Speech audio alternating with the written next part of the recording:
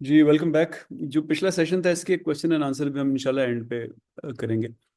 तो हमारे पास सब मेरा ख्याल है कि इंक्लूडिंग दिस की अब छोटी छोटी प्रेजेंटेशंस हैं, चार चार पाँच पाँच छः छः स्लाइड्स की। दो दो दो और रह गई, इसके बाद शायद तीन और। तो उनमें से कोई भी 10 मिनट से ज़्यादा की नहीं है। तो हम इंशाल्लाह, हमारे पास इसके बाद दो क्लासेस और हैं। तो हम उसमें मिनट ऐप पढ़ेंगे और ये तीन प्रेजेंटेशंस देखेंगे, तीन या चार। अब मिनट ऐप तक हम क्यों आ गए हैं? क्योंकि हमारा ये ओवरऑल प्लान देखें तो अब हम तकरीबन उस जगह पे पहुंच गए हैं जहाँ पे हम डेटा कलेक्शन और एनालिसिस की बात कर सकते हैं। तो इस वजह से अब हम साथ साथ, क्योंकि अब आपने टेस्ट के नाम भी देख लिए, आप लोगों ने ये भी देख लिया कि सैम्पलिंग कैसे करनी है, पॉपुलेशन को कैसे देखना है, तो अब इट्स अबाउट टाइम कि आप सॉफ्टवेयर से भी इंट्रोड्यूस हों। इसलिए नेक्स्ट टाइम हम मिनट ऐप पे काम करेंगे। तो आज हम देख रहे हैं कि हम अपना क्वेश्चन या इंस्ट्रूमेंट कैसे डेवलप करते हैं। तो अब ये बेसिकली तीन टर्म्स हैं जो आपको जहन में रखने चाहिए किसी भी क्वेश्चनर के लिए। एक को हम कहते हैं कंस्ट्रक्ट, एक को कहते हैं आइटम, एक को कहते हैं वेरिएबल। कंस्ट्रक्ट क्या होता है कि आपके जहन में जो भी एक एब्स्ट्रैक्ट कॉन्सेप्ट था ना, यानी जैसे उस्मान ने शायद मेरे साथ डिस्कस किया, तो उस वो बेसिकली देखना चाह रहे हैं कि पेशेंट वेलबींग को कैसे इंश्योर किया जा सकता है। तो उसके दिमाग में एक चीज़ है कि पेशेंट वेलबींग इंपॉर्टेंट है। अब ये कॉन्स्ट्रक्ट है, ये एब्स्ट्रैक्ट थियोरेटिकल कॉन्सेप्ट है और वो उसको मेजर करना चाहता है। अब इसकी नेचर क्या है कि फिलहाल ये डायरेक्टली ऑब्जर्वेबल नहीं है या मेजरेबल नहीं है। तो कोई तरीके निकालने पड़ेंगे इसको मेजर करने के लिए। तो कॉन्स्ट्रक्ट जब आपके जहन में आता है, जब आप उसको पेन डाउन करते हैं, तो मकसद ये होता है कि आप एक कॉन्सेप्चुअल फाउंडेशन दें अपनी रिसर्च को कि आप करना क्या चाहते हैं। जब आप उसको डिफाइन करते हैं कॉन्सेप्चुअली, तो आपको भी पता लगता है और आपके पढ़ने वालों को भी पता लगता है कि बेसिकली आप किस चीज़ के बारे में बात कर रहे हैं। लेकिन दोनों, आप भी और वो भी इंतजार करते हैं कि अभी आप इसको मेजरेबल बनाएंगे। आइटम कहते हैं एक क्वेश्चन को, एक सिंगल क्वेश्चन को आइटम कहा जाता है। और ये कॉन्स्ट्रक्ट को मेजर करते हैं। यानी पीछे हमने यहाँ पे एग्जांपल दी जॉब सेटिस्फेक्शन की ना। तो यहाँ पे आइटम क्या है? I feel satisfied with my current job role. अब इसमें यस नो या 1 to 5 टिक करना या 1 to 9 टिक करना कुछ भी हो सकता है। दूसरा हो सकता है I feel valued bye my employer. अब ये दोनों अलग अलग नेचर की चीज़ें आप देखें तो आपको बता रही है ना, दोनों सेटिस्फेक्शन की चीज़ें हैं कि एक तरफ आपको ये चीज़ सेटिस्फेक्शन दे रही है कि आप वैल्यूड हैं, यानी मैस्लोज हायरार्की ऑफ नीड में आप किसी और जगह पे हैं। और I feel satisfied with my current job role, तो ये इसमें प्रोबेबली किसी और आप पर्टिकुलरली रोल की बात कर रहे हैं। अब वैल्यू करने का क्या मतलब है? हो सकता है कोई बंदा कहे प्रमोशन से मुझे मिल रही है इसलिए पता लगा वैल्यू हुआ हो, मुझे पे इंक्रीज मिली है इस वजह से मुझे पता लगा कि मैं वैल्यू हुआ हूँ, या मेरा रोल बढ़ा दिया गया है इस वजह से मैं वैल्यू हुआ हूँ। तो अभी इसमें भी आप देखें तो एक चीज़ काफ़ी नहीं होती, आपको मुख्तलिफ एंगल से देखना पड़ता है। और ये बेसिकली एक केपीआई होता है या पीआई, परफॉर्मेंस इंडिकेटर या इंडिकेटर होता है अंडरलाइंग कॉन्स्ट्रक्ट का। जब कॉन्स्ट्रक्ट मेजरेबल हो जाता है तो उसको हम वेरिएबल कहते हैं। कि वेरिएबल का मतलब होता है ऊपर नीचे कोई चीज़ जा रही है और आप उसको देख सकें, मेजर कर सकें कि ऊपर नीचे जा रही है। टेम्परेचर एक वेरिएबल है, गर्मी एक कॉन्स्ट्रक्ट है। गर्मी समझ नहीं आती, गर्मी ऊपर नीचे तो मुझे पता है जा रही है, लेकिन कितनी ऊपर गई कितनी नीचे गई मुझे नहीं पता। लेकिन मैंने आइटम अपना रखा कि थर्मामीटर पे नापूंगा। अब वो वेरिएबल बन गया। अब वो जब 33 से 34 जाता है, 34 से 35 जाता है, तो वो मेरा वेरिएबल है और मैं उसको एग्जैक्टली मेजर कर सकता हूँ और उसको डेटा एनालिसिस में इस्तेमाल कर सकता हूँ। ये तीन चीज़ें आपने जहन में रखनी है कि क्वेश्चनेयर में कॉन्स्ट्रक्ट्स को मेजर करने के लिए आइटम होते हैं, और जब वो मेजर होते हैं और हम एनालिसिस फेज पे पहुंच जाते हैं तो उनको हम वेरिएबल्स कहते हैं। कभी कभी ये यूज़फुल होता है, बल्कि ज़्यादातर यूज़फुल होता है कि आप आइटम्स को कॉन्स्ट्रक्ट वाइज डिवाइड करें। उनको पहले एक कंस्ट्रक्ट के क्वेश्चन पूछें, फिर दूसरे के, फिर तीसरे के, ताकि आपको भी एनालिसिस करने में आसानी हो और जवाब देने वालों को भी एक ही माइंडसेट के साथ वो चलता रहे। अब लॉजिकल फ्लो क्या होता है कि आप सबसे पहले कॉन्सेप्ट बनाते हैं, फिर आइटम्स बनाते हैं और फिर वेरिएबल की तरफ पहुंचते हैं। यहाँ एक एग्जांपल लिखी हुई है, वर्क एंगेजमेंट आपका कॉन्स्ट्रक्ट है कि एम्प्लॉयज जो हैं वो कितना एंगेज्ड हैं अपने काम के साथ। तो क्वेश्चंस लिखे हुए हैं, I feel energised at work, I am enthusiastic about my job, और भी बहुत कुछ हो सकते हैं। और वेरिएबल आपका क्या है, वर्क एंगेजमेंट स्कोर। आपने इन दोनों को जब डिफाइन कर लिया, अब इनके स्कोर कर दिए, तो आगे वेरिएबल आ गया।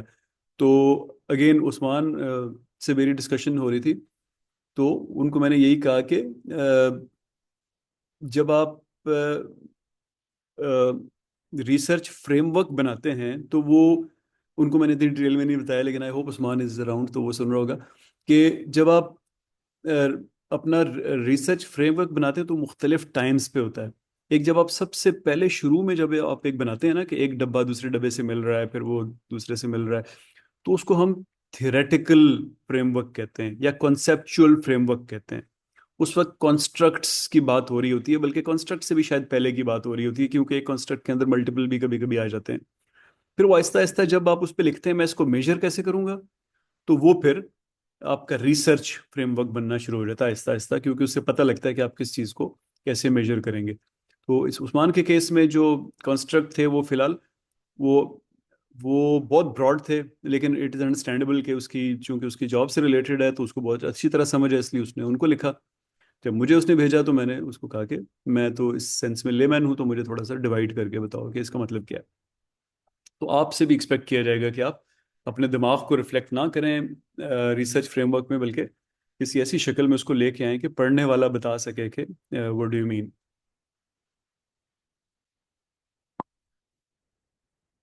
अच्छा जी। आइटम, मैंने आपको कहा कि सिंगल क्वेश्चन को कहते हैं। अब नीचे जरा देखिएगा, आइटम और क्वेश्चन में भी थोड़ा सा फर्क होता है। आइटम स्टेटमेंट होती है, और क्वेश्चन जो है इट्स इंक्वायरी, और वो क्वेश्चन मार्क खत्म होता है, उस पे खत्म होता है वो।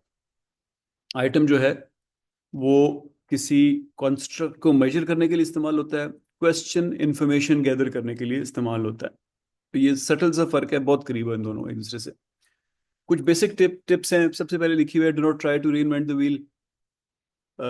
आप जिस चीज़ पे काम कर रहे हैं, काफ़ी चांस है कि किसी और ने भी किया हुआ है, तो कोशिश करें उसी का क्वेश्चन इस्तेमाल करें, अगर वो किसी अच्छे जर्नल में पब्लिश्ड है। लेकिन पीछे मैंने आपको बताया कि आपका और उसका कॉन्टेक्स्ट मिलता जुलता होना चाहिए। नहीं मिलता जुलता तो फिर अपना उसी को मॉडिफाई करके अपने लिए इस्तेमाल, अपने लिए नया बना लें, और उसको फिर उसकी वैलिडिटी और रिलायबिलिटी टेस्ट कर लें, पायलट टेस्टिंग करके। वो क्या होता है वो हम अगले प्रेजेंटेशन में देखेंगे, अगले अगले हफ्ते या उससे अगले हफ्ते। Order of questions matter. अगर कोई बहुत क्रिटिकल चीज़ है जिसके बारे में आप जानना चाहते हैं, तो शुरू शुरू में पूछ लें, क्योंकि लोगों की टेंशन फिर आहिस्ता आहिस्ता ये कम होती जाती है क्वेश्चनर भरने की। फिर लिखा है keep it clear sharp and to the point. बिल्कुल आसान अंग्रेजी में स्ट्रेट फॉरवर्ड सवाल पूछें। कभी सवाल को उसमें अपनी कह लें कि मुश्किल अल्फाज ना डालें, कोई थियोरेटिकल अल्फाज ना डालें, ऐसी चीज़ ना डालें जो एक लेमैन को नहीं पता हो, क्योंकि आप तो एक्सपर्ट होते हैं अपने एरिया के, तो आप ऐसा अज्यूम ना करें कि लोगों को भी पता होगा। Always proofread, include a title, make sure it looks professional. An ideal questionnaire accomplishes three goals. तीन आपके गोल होते हैं कि ये अपने अंडरलाइंग कॉन्सेप्ट को मेजर कर रहा होता है, जिस जिसके बारे में आप रिसर्च कर रहे हैं। ये किसी और को मेजर नहीं कर रहा होता। यानी ये नहीं सोचना आपने कि अब मैं क्वेश्चनेयर बना ही रहा हूँ तो फिर इसके खाला के बच्चों को भी पूछ लूँ कितने हैं, तो इसका ये भी पूछ लूँ कि कब पैदा हुआ था। ऐसी फजूल चीज़ें की मत डाला करें, क्योंकि वो जो जवाब देने वाला होता है, वो उसका दिमाग भी वॉन्डर करता है, और उसका टेंशन स्पैन भी ज़ाहिर है लिमिटेड है, तो उसमें आप चाहेंगे कि आपको काम की बात पता लगे। और आखिर में it means the same thing to all respondents. यानी ऐसा नहीं होना चाहिए कि एक बंदा पढ़े तो उसको कुछ और पता लगे, डिपेंडिंग ऑन हिज और हर नॉलेज बैकग्राउंड वगैरह, और किसी और को कुछ और पता लगे। तो ये करने के लिए आप बहुत सारे काम करते हैं, जैसे मैंने बताया, avoid technical terms and jargon, avoid vague और इम्प्रिसाइज टर्म्स, क्लियर रहें बिल्कुल, define things very specifically, to the point बात करें, avoid complex sentences, provide reference frames. यानी कोई सवाल ऐसा हो जिसमें खतरा हो कि वो कोविड से पहले का के बारे में भी जवाब दे सकता है, और कोविड के बाद के बारे में, तो क्लियरली उसको बताएं कि मैं कोविड के बाद के बारे में आपसे पूछ रहा हूँ। Avoid double barrelled questions. Double barrelled का सिंपल ये मतलब होता है कि एक क्वेश्चन में दो चीजें ना पूछें, एक क्वेश्चन में एक ही चीज पूछें।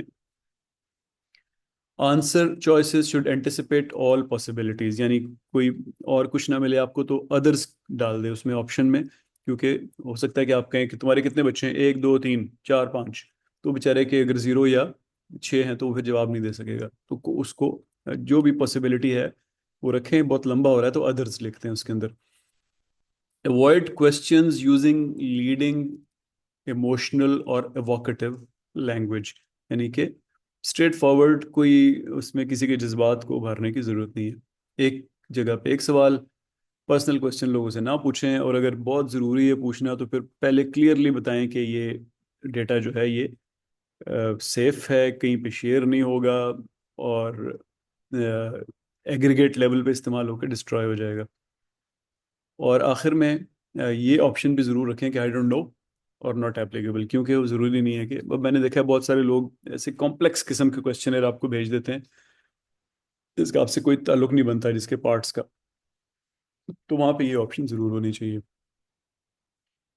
तो आप करते क्या हैं जी कि सबसे पहले क्लियरली अपने कॉन्स्ट्रक्ट को आइडेंटिफाई करते हैं, फिर हर कॉन्स्ट्रक्ट के लिए आइटम्स डालते हैं, और फिर हर आइटम को थॉटफुली वर्ड करते हैं, हर क्वेश्चन को थॉटफुली वर्ड करते हैं, जो हमने पीछे बात की ना बहुत सारी, इन सबको जहन में रख के वर्ड करते हैं।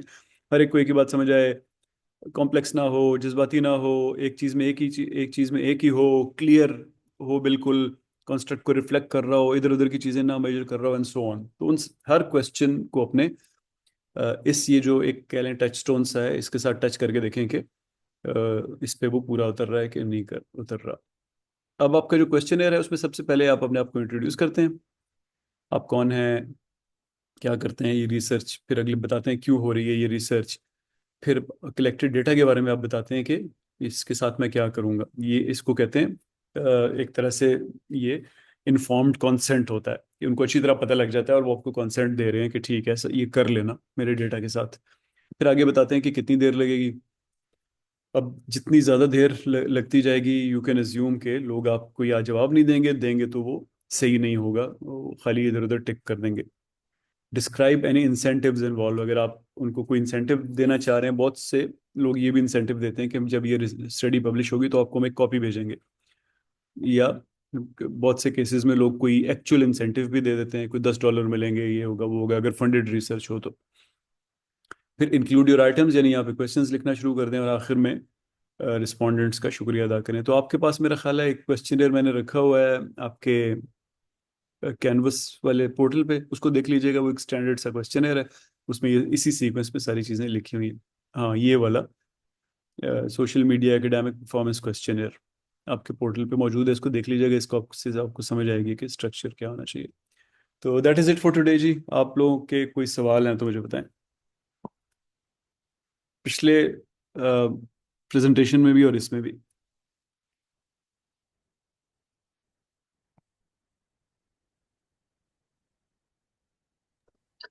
सर अस्सलाम वालेकुम। वालेकुम फुरकान सलाम। This side sir. जी फुरकान। सर बस उसका असाइनमेंट का पूछना था, जो लास्ट हमने रिक्वायरमेंट दी हुई थी रिगार्डिंग मैथमेटिकल इक्वेशन, और दूसरा टेक्स्ट की फॉर्म में हमने बताना था सर। उसकी मुझे समझ नहीं आई थी। असाइनमेंट तो सबमिट करवा दिए, अच्छा बट अगर तो हमारा क्वालिटेटिव है तो उसमें हम मैथमेटिकल इक्वेशन कैसे बनाएं, क्या बनाएं सर? अच्छा, देखो इसमें ना ये बहुत ही सिंपल सी चीज़ है। ये मैं तुम लोगों को दिखा देता हूँ। मैथमेटिकल इक्वेशन जो थी ना वो बस सिर्फ इतनी सी चीज़ है, मैं इसको शेयर कर दूं। ये देख रहे हो, हमने एक एग्जांपल पढ़ी थी कि हीट इम्पैक्ट करती है एग्रेशन को कि नहीं।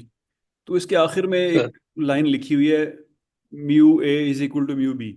बस ये मैथमेटिकल इक्वेशन है सर इसकी।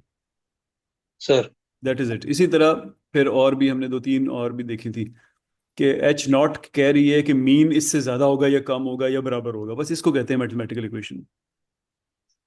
सर बट ये उसमें क्वालिटेटिव अगर आपकी रिसर्च है तो उसमें ये फिर कहाँ पे होंगी, हाँ, जब हाईलाइट होंगी सर? क्वालिटेटिव है फिर नहीं होगी ऑब्वियसली, फिर इसमें नंबर नहीं होगा ना एटलीस्ट।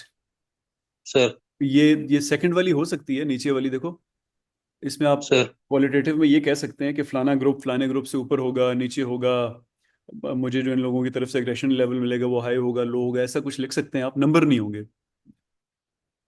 सर सर इसमें जो हमारे पास ये म्यू है, ये चीज है। म्यू का मतलब होता है मीन ना, मीन। सर सर तो आप बिल्कुल कोई और ठीक बोलिए चीज सर। ले सकते हैं, मीन के अलावा भी कुछ ले सकते हैं।